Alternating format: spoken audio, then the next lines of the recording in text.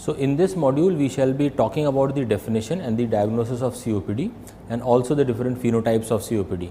By the end of this module, we hope to understand the multifaceted definition of chronic obstructive pulmonary disease, to follow a stepwise approach to diagnosing as well as to stage the severity of COPD, and we will attempt to characterize the COPD into appropriate phenotypes.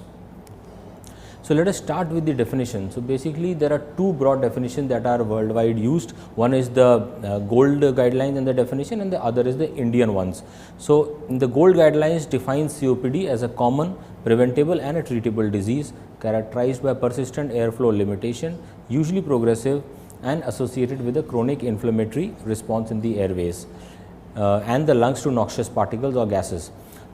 Exacerbations and comorbidities contribute to the overall severity in individual patients, whereas the Indian guidelines are more or less similar with very small subtle differences. They define COPD as a common, preventable lung disorder with progressive, poorly reversible airflow limitation, and often with systemic manifestations in response to tobacco smoke and or other harmful inhalational exposures. So, let us then next go to the global scenario of COPD. According to the third National Health and Nutrition Examination Survey that was conducted over a period of 16 years and included more than 20,000 US adults, this included questionnaires which was implemented in the household, a physical examination and the pulmonary function test. They found that 6.8% of the people screened had a low lung function and approximately 8.5% had features of obstructive lung disease, which is a pretty high number. And this systematic review of the global burden of COPD, it was a meta-analysis. Also, it looked at 62 entries and studies which were overall prevalence estimates, and they found that the prevalence of physiologically defined COPD in adults which was aged more than 40 years is approximately 9 to 10%. The famous BOLD study, which looked at, which was a population based prevalence study, which took participants from 12 sites with more than 9,000 participants, completed a post bronchodilator spirometry and testing plus questionnaire survey about symptoms, health status and exposure to risk factors, and they estimated that the odds ratio for developing COPD associated with the 10-year increments and 10 pack years was then calculated. And what they found, as we can see in this chart, for women and men separately, is that in these 12 areas we can see very well how this was distributed. The prevalence, the average prevalence of COPD was around 10.1%, and there were several regional variations. Then they also looked at how the prevalence increases with age brackets of 10 years or more, and they found that there was increasing odds of developing COPD at every 10 years increasing age. And we can see the forest plot, the upper part is for women, the lower part is for men, and for both of them we can see that the mean, the subtotal of the combined prevalence of COPD is somewhere around 2, that is for every 10 years increase the prevalence increases. The odds ratio we can see increases by sex and by site as well. Another big population based study, prevalence study, was the Platino study, which looked at the COPD prevalence in 5 Latin America countries. It was a questionnaire and a spirometry with a bronchodilator based assessment of more than 5,000 participants, and they found a crude prevalence rate of around 7.8, ranging from 7.8 to 20% depending upon the place which they have screened. Let us have a look at the Indian scenario now. Now, WHO also includes COPD among the important non-communicable diseases, and as we can see over here, the topmost two graphs, the red graphs, are the cardiovascular, which head the chart as far as the mortality is concerned, and the chronic respiratory diseases come just below that. The solid lines are the men and the dotted lines are the females. And as we can see, the important thing here is, as we can see, as the years go by from 2000 to 2005 or so, all the cardiovascular deaths are actually reducing, but the chronic respiratory deaths, mortality, after reduction over the next 4 or 5 years, it has gradually started increasing actually. So, probably it is the only one, apart from the cancers, which is the one in blue, it is the only one which after a small decline is actually showing an increase in the mortality, and that is an area for concern which we need to look at. And here you can see that is the cardiovascular disease on top and the which is coming down, the mortality, and the chronic respiratory disease mortality is actually going up in the last few years or so. This again shows the relative proportion of the mortality depending upon the broad subtypes of diseases, and here we can also see chronic respiratory diseases comprise almost 13% of the mortalities if we look at all the non-communicable diseases in total. Some of the early studies from India, they were from the 1960s to the 1990s, involving different populations of the country, from rural Delhi to Bihar, to south as well. And here we can see the COPD prevalence in the males as well as females show a marked variation and a lot of disparities, but then obviously that depends upon how they have conducted the study and the type of population residing there. So, in fact, a northern India rural population, the prevalence was as high as 9.4% in males, 4.9% in females, whereas a study from the south showed a relatively much lower prevalence in both men and female. So, there was a wide variation if we go across the country. Another landmark Indian perspective trial was the InSearch trial, which was multicentric trial, a field based study on epidemiology of asthma and chronic bronchitis in adults, and this looked at 12 places urban and 11 rural from all across the country. As we can see here, they defined chronic bronchitis by cough and expectorant and had a small questionnaire, and they found that the reported prevalence of chronic bronchitis were around 3.5% overall. In this, it was 4.3% in males and 2.7% in females. Based on this, they estimated a national burden of more than 15 million in total. But there was some problem and there was some limitations of this study, because it was a very big study of involving multicentric places, but because it was only questionnaire based, it is possible that this study might have missed some asymptomatic individuals who might have significant spirometric abnormalities, and therefore the actual number of COPD might be actually even larger than what was reported in this particular study. This was a recent publication, an abstract in the European Respiratory Journal from the Western group. Dr. Sandeep Salvi published this in 3,600 males and female subjects more than 25 years in the rural villages near Pune, and they found that the overall prevalence of COPD was somewhere around 5% here, and higher incidence of prevalence of COPD in biomass exposed people as compared to those who were not exposed to biomass. So, that was about the prevalence of COPD as far as the country and the global scenario is concerned. We know the risk factors. Let us have a quick look at the etiology and the risk factors for COPD. These are the established risk factors. For example, tobacco smoking, environmental tobacco, exposure to biomass is well known, occupations, and alpha-1 antitrypsin deficiency. Then there are certain other probable risk factors which include outdoor air pollution, that is the vehicular pollution, especially in the urban areas, pulmonary tuberculosis, poorly treated asthma, IUGR, poor nutrition, repeated lower respiratory tract infection in childhood, age, male gender, and low socioeconomic status. So, what are the key indicators that we should consider while diagnosing a COPD? There are certain signs which suggest COPD, there are certain signs which suggest an alternative diagnosis. The ones which suggest a COPD include dyspnea, chronic cough, sputum, and the exposure to the risk factors, as we have already seen. And the signs which suggest an alternative diagnosis also should be kept in mind. For example, chest pain, they suggest more likely non-COPD type of disease, maybe coronary, maybe cardiac, maybe musculoskeletal or some other cause. Presence of fever usually per se does not occur in COPD, purely in COPD. Significant weight loss and fever together, then we should suspect of a chronic infective cause. Presence of orthopnea, PND, and hemoptysis also should lead us in a different direction, including a malignancy of the lungs in this kind of situation. Then during the physical examination, there are certain cardinal signs that we should keep in mind. Features of hyperinflation like a barrel shaped chest, on percussion a hyperresonant note, obliterated cardiac dullness, and a downward displacement of the liver dullness. They are all features of emphysema, emphysematous, or a hyperinflated lung fields. Features of airflow obstruction on physical examination by the presence of wheezing, and features of cor pulmonale on bedside examination by a parasternal heave, raised JVP, pedal edema, and a loud P2 on auscultation. So, these features should be assessed. Once we have made a tentative diagnosis, then we also look at the severity. For severity assessment, basically we have to do a spirometry, take a history of previous exacerbations, look at the severity of the symptoms, and assess for the presence of complications.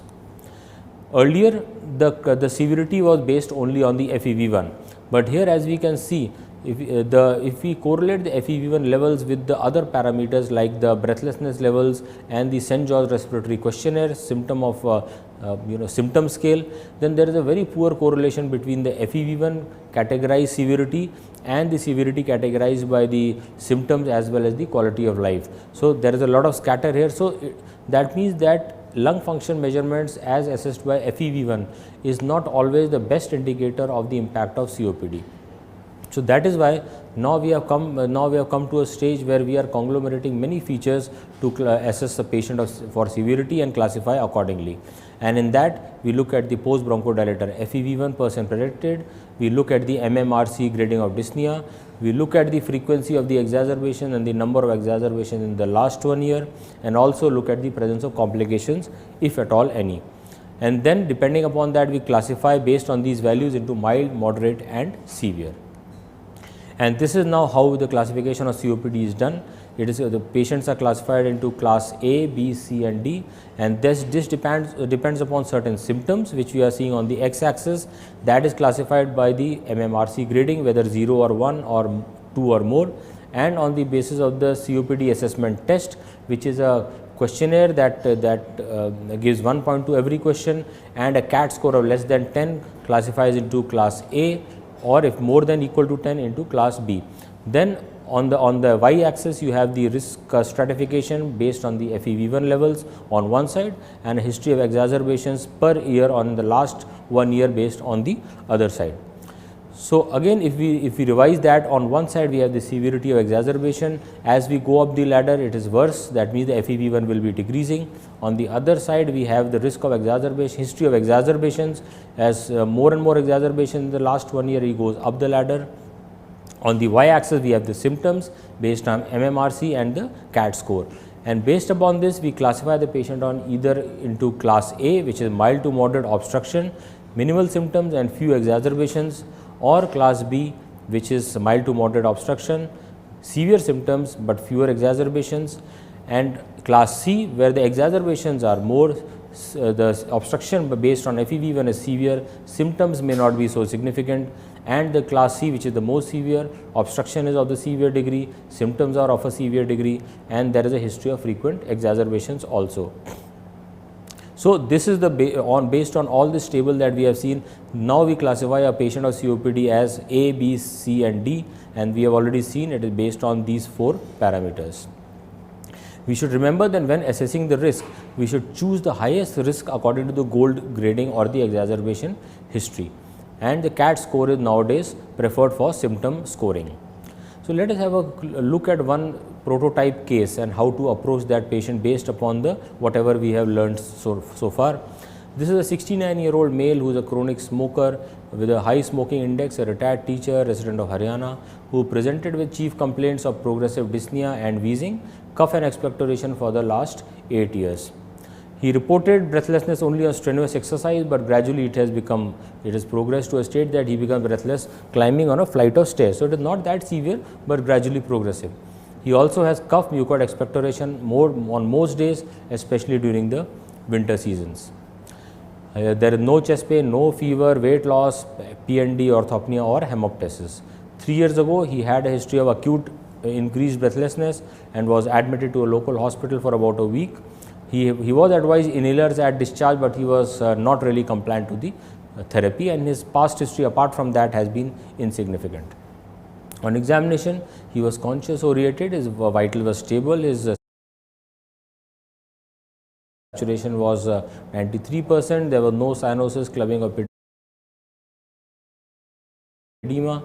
On examination of the chest, he had barrel shaped chest, bilateral polyphonic wheezing, and you see his X-ray, it showed a flattened diaphragm, and basically features of hyperinflation of the lungs can be seen.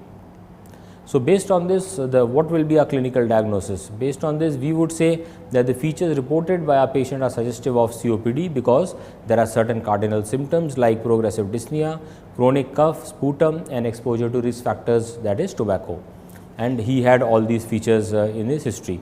He had certain cardinal signs of COPD also, like features of hyperinflation in the shape of a barrel-shaped chest, features of airflow obstruction like in the form of a polyphonic wheeze, and features of cor pulmonale. Did he have them? No, he did not. He did not have the cardinal features of P2 loud or raised JVP or a pedal edema. So, what were the etiological factors? Among the list that we had already seen, he had an established risk factor in the form of tobacco smoking in all forms. He had probable risk factors in the form of a past history of tuberculosis, older age and a male gender. So, he had certain risk factors also. What could be the other possible etiological consideration in this case? Did he have any symptoms to suggest a possible alternative diagnosis? As far as these complaints are concerned, he did not have any of these which could suggest a possible alternative diagnosis like malignancy, bronchiectasis, asthma, tuberculosis or anything else that we need to rule out. So, after we have made a tentative diagnosis of COPD and we have also classified the severity of COPD, how do we investigate our patient any further? So, first thing would be confirmation. Have we confirmed? In the absence of spirometry, provisional diagnosis of COPD can be made. Suppose it is not present, then we on the basis of the risk factors and the symptoms and absence of features of any alternate diagnosis, we can reasonably well make a provisional diagnosis. But spirometry is the gold standard, and as far as the confirmation is concerned,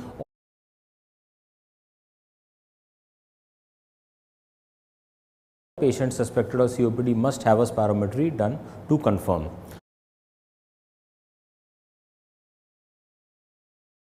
We should also remember that the diagnosis of COPD cannot be made or excluded only on the basis of a chest X-ray. So, that has very limited utility. Again, the utility would be more to exclude alternative causes like maybe bronchiectasis, some mass lesion, some tubercular infection, foci, etc. Spirometry should be done to confirm a diagnosis of severity and assess the stage severity also in these patients. So, how will that help to assess the severity? Have the MMRC grading, and based on that it is graded as 0, 1, 3 and 4, and based on our history then we decide which our patient falls into which group. Our patient probably falls into grade 1 dyspnea based on whatever history he is telling us as of now. So, he has grade 1 dyspnea. He does not have any exacerbation in the last 1 year. He has one before that. He has no evidence of complications. That means he does not have any evidence of respiratory failure. That is, respiratory failure is classified as SpO2 less than 88% on room air as of now, and he does not have any clinical features of cor pulmonale or polycythemia. So, he does not have any complications as of now. His PFT was done, and as we can see over here, his post bronchodilator PFT was showing the ratio of FEV1 to FVC was showing a ratio of 54%, and there was a moderate reduction of FEV1 absolute values as well. At this point of time, he was advised to quit his smoking and reinforce his determination to quit pending further management. So, now in his case, if we want to classify the severity, he does not have any complications, he has no exacerbations in the last 1 year, his MMRC grading is less than 2. So, otherwise he would have fallen into the mild classification, but his post bronchodilator FEV1 is not more than 80%. So, that changes, and that is the category of 50 to 79%. So, as you have already seen, the worst value should be used for the severity classification. So, over here he falls into the moderate classification. So, he is a moderately severe COPD based upon all these things put together. So, now that we have done the classification, the categorization, we have diagnosed, we have done the severity assessment. So, we will come on to a different part of the whole spectrum of COPD. Now, there is a lot of interest in various phenotypes of COPD. Let us know what is a phenotype. A phenotype is a single or a combination of disease attributes which can describe the differences between individuals having COPD in such a way that they relate to some clinically meaningful outcomes. These outcomes can be either symptomatic, can be exacerbations, response to therapy, rate of disease progression, or it can be mortality. So, the phenotypes are usually based upon symptoms, radiological assessments, physiological parameters or presence of biomarkers. So, this is an upcoming topic, and now more and more interest is coming. Even old guidelines have now incorporated asthma COPD overlap phenotype into their guidelines. So, we need to just see what that means. Originally, classical teaching, as we all know, is a blue bloater as a chronic bronchitis and emphysema presenting pink puffer. So, these were the original two classifications that we are all familiar with. But now there are many other potential phenotypes that can come out based upon various other things we do in assessment. For example, based on clinical manifestations, age, lung function lines with increasing age, that we know now. So, that can be one phenotypic classification. Then smoking history and female gender. Female gender appears to be associated with a worse quality of life, higher depression, higher anxiety, higher susceptibility to the toxic effects of smoking. So, that can be a phenotypic variation. Among the physiological changes, that is the FEV1, a rapid decline is in FEV1,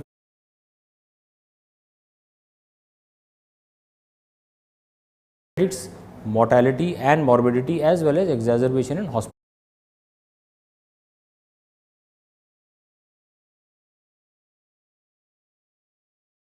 Rates. So, that can be used as a phenotypic variant.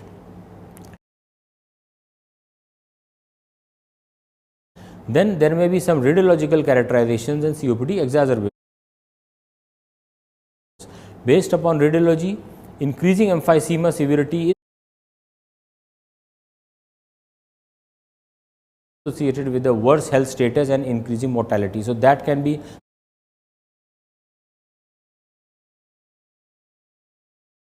based on CT scan, we can classify into various phenotypes.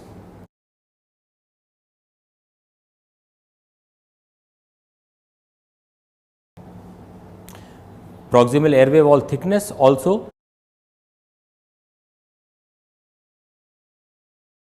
obtained by a CT scan is inversely correlated with lung functions and associated with higher exacerbations. So, these are radiological changes which can be used. Emphysema, predominantly upper lobe with a low exercise capacity, can identify that group of COPD patients who derive a benefit, mortality and functional from volume reduction surgery. So, there are trials on that. As far as exacerbations are concerned, we know that repeated exacerbations of COPD result in negative effects and further decline in the lung functions, and also systemic inflammation now has been known to be effective, and inflammation is enhanced in patients with COPD. So, based upon several biomarkers that have been tested, CRP, serum amyloid A, etc., and various interleukins and tumor necrosis factor, they can be also used as markers. And now we have some evidence of improvement by using roflumilast, which is a phosphodiesterase 4 inhibitor. So, maybe we will have more markers, more drugs targeted towards these biomarkers in future. Presence of comorbidities like diabetes, hypertension, cardiovascular disease and cancer increase the death by COPD. And now there are many multi-dimensional indices. The BORD index was traditionally used, but now it has been replaced and they are trying to modify into M-BORD, in which the 6-minute walk test is replaced by a oxygen capacity, oxygen uptake of the patient. E-BORD is coming up, in which the BORD and exacerbations are added to that, and BORD-X, in which exacerbations are substituted in place of exercise capacity, and the EDO index, in which we use the age, FEV1 and the dyspnea. So, these are the multidimensional indices. Based on that, Basically, it is putting old wine in a new bottle, that is the chronic bronchitis, emphysema, and now the overlap syndrome of COPD with asthma, and based upon the exacerbations, all of these are now being used as different phenotypes. So, based upon the clinical phenotypes as of now, the Spanish guidelines have come up with a kind of a table based on which they divide patients either into frequent exacerbators or a non-frequent exacerbators. Those who have got less than 2 exacerbations per year will be the non-exacerbator phenotype, and then they will again subclassify whether they can be emphysema or they can be chronic bronchitis. Similarly, among the exacerbators, they may be emphysema or a chronic bronchitis, and another classification they have is a mixed COPD asthma phenotype, which we shall just see in the next slide. As far as the treatment is concerned, just briefly, the infrequent exacerbators usually have less than 2 exacerbations per year. The chronic bronchitis have more than 2, they have the typical chronic bronchitis symptoms and 2 or more exacerbations per year, and the overlap asthma is the one that is classified as shown in this slide. For this, they have some major criteria and some minor criteria. That means, major, if you have a very positive bronchodilator test, more than what we diagnose for asthma, sputum eosinophilia and a personal history of asthma. Along with that, if you have any one of the high levels of total IgE, a personal history of atopy, positive bronchodilator test, presence of 2 major criteria or 1 major and 2 minor criteria is enough to establish a diagnosis of ACOS or asthma COPD overlap syndrome. The GINA, on the other hand, defines ACOS in a different way. They define it as a persistent airflow limitation with several features which may be overlapping with asthma and several with COPD. So, these features may be diagnosis of in adults more than 40 years who may be smokers with a history of asthma in the past or allergy, for example, persistent respiratory symptoms, but they have significant variability, which is unlike COPD. So, what happens is there are some features of COPD and some of asthma, but not fitting into both separately. As far as the management is concerned, it depends upon what is the predominant symptom, we treat accordingly, and so GOLD guidelines have now incorporated into their guidelines and GINA into theirs. So, one has to take an individual decision. So, lastly, this is the general proposal for the pharmacological treatment. We won't go into the details of this. The long acting bronchodilators, LABAs, are used throughout all these 4 phenotypes. Inhaled corticosteroids can be used for the overlap syndrome and the frequent exacerbator patients. Mucolytics in a subset, the phosphodiesterase inhibitors like roflumilast also in the severe forms and those who have a history of frequent exacerbations. Macrolides also may be used in a small subset of selected population group. So, to conclude, COPD remains a public health problem which is increasing in magnitude and is likely to become the 3rd leading cause of death by the next 5-6 years. We have to diagnose it based on a combination of history, physical findings and spirometry. Severity assessment is based upon again a conglomeration of risk, symptoms and the spirometric values, and now the identification of specific phenotypes may help in personalized therapy, because there are several drugs in the pipeline which may be acting against these various biomarkers and other phenotypic markers that we have. Thank you.